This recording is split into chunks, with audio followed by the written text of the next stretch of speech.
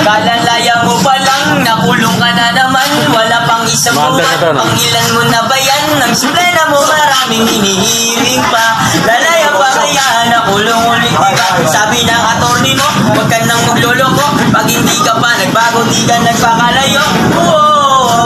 Paglaya mo, uulit ka.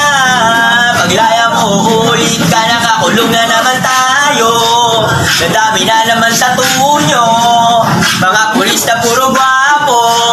Section 11 inasunto. Sabi ko sa piskal, huwag kang maniniwala dyan. Nakakamay lang ako at nadaanan lang. May mga nagsusugal, biglang nagtakbuhan. Ako na lang yung naiwan at tinaktapan. Di ako nakasigaw, gaw, nakatuto na kasi sa aking nagdalang baril na pulis na malaki. Mabilis akong natakot, di mapakali. Pinatungan ako ng isang sachet. Huwag tatanga-tanga kapag sa city hall ka na. Huwag kakaba-kaba kapag arrest mo 5. Idaan na lang sa tawa kaysa magpakatanga. Hanggang sa magdasal ka na, sana may plibaginin sila. Baka di mo alam na hindi na bilang.